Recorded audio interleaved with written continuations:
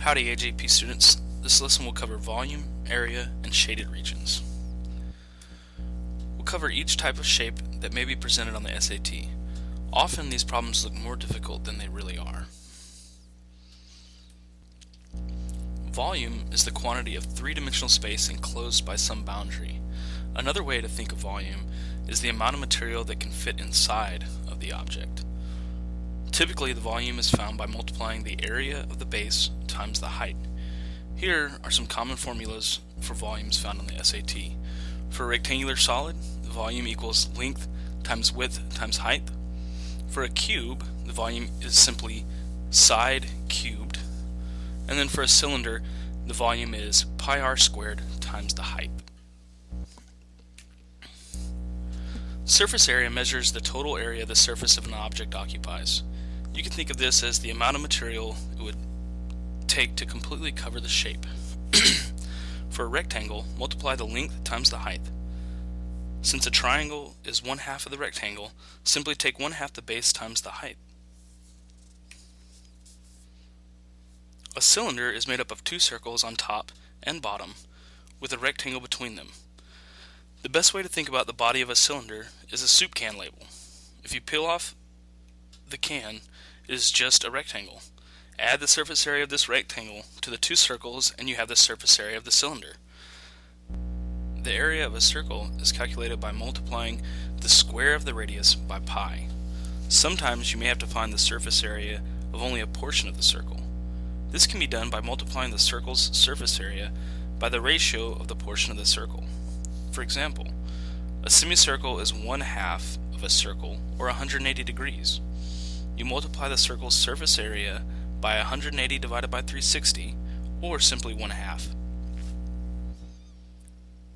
Here you can also see other portions of a circle and how to calculate their surface area. A cone's surface area is calculated by using the radius of the circle and the slant height, where the slant height is the exterior length of the cone. Don't confuse this with the cone's height. They are different. A pyramid surface area is calculated by finding the surface area of the base and the surface area of each side. The formula is presented here. However, pyramids are typically found in problems dealing with similar shapes. In other words, the pyramid will be sliced into two similar pyramids, and then you'll have to find some volume that way. A sphere's surface area is calculated by using the radius and is found with the formula surface area equals 4 pi r squared.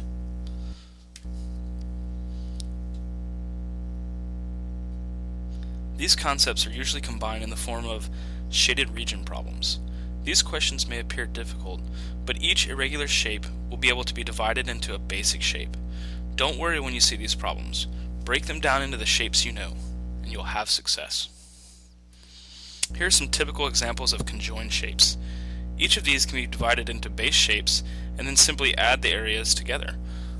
The first one is just a rectangle and a triangle. The next is two triangles and one rectangle.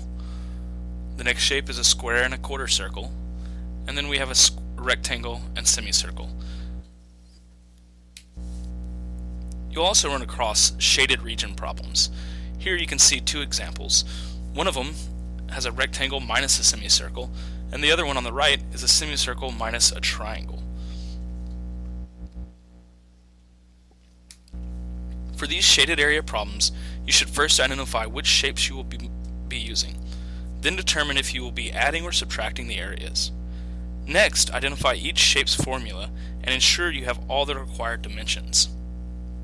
You may have to use the Pythagorean theorem to get all the dimensions you need. Solve each individual shape and add or subtract the areas as appropriate. Remember, if you can use the backdoor play, use it. If you're stuck on a circle problem, think about each radius being equal. This is a very common trick that the SAT uses. Here, let's take a look at our first example problem. The problem states, a semicircle with a radius of 6 is inscribed in a rectangle as shown. Determine the area of the shaded region. So we can see here we have a rectangle and a semicircle whose radius is 6. By looking at the problem, we can see that we'll be subtracting the semicircle from the rectangle. So let's go ahead and start by calculating the area of the rectangle.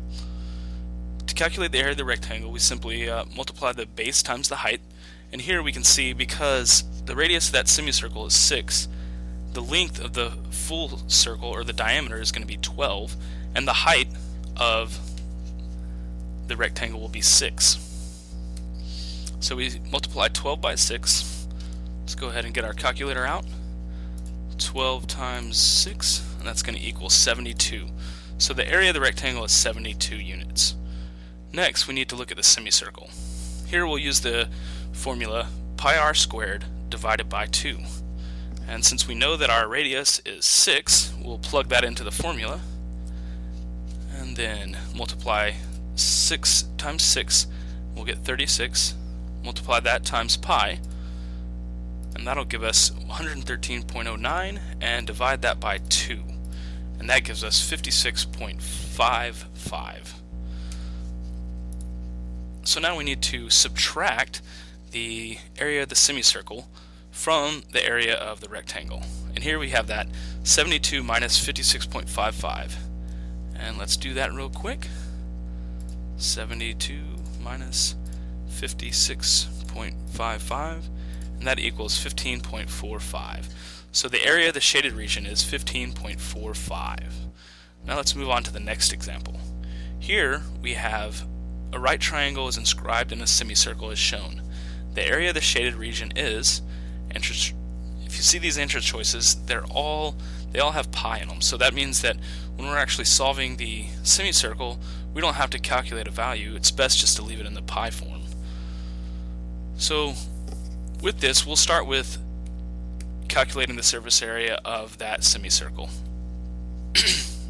So we use the same equation we used before, pi r squared divided by 2, and here we know that the radius is 5 because it's half of the side of the triangle, 10. So we plug that into our equation, and we'll take 5 squared, multiply that times pi, and then divide that by 2, and that returns us 39.27. But if you notice from the examples, we can actually leave this in pi form. So we'll just divide 25 by 2 and leave the pi there. So we'll get 12.5 pi. Now we'll need to actually solve for the extra side of the triangle, because we don't know this side of the triangle or the height of the triangle. So we'll have to use the Pythagorean theorem to get that value. So here we have a squared plus b squared equals c squared. Now we know that we have the hypotenuse because the right angle is here, and we have one leg, so we need to find the other leg.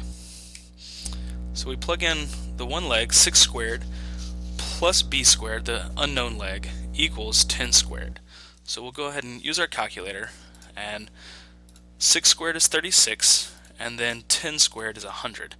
So what we'll need to do is subtract 36 from 100. And that's going to give us 64. So now we know that b squared equals 64. And if we go to use our calculator and take the square root of 64, we'll get 8. So the missing side is actually 8.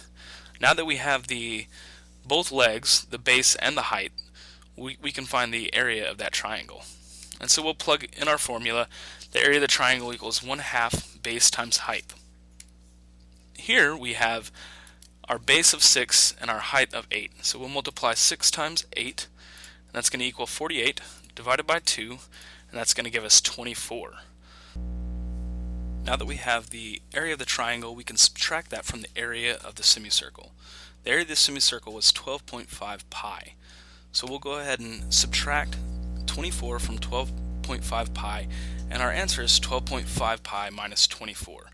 So we'll go look at our answer choices, and sure enough, answer choice D is 12.5 pi minus 24. We'll select that and continue on. Let's now take a look at example problem number 3. This problem states, point C is the center of a circle. ABCD is a rectangle where AD equals 5 and AC equals 3. Find the length of CE. I want you to take a look at this problem and try to work it out. We'll go over it in class.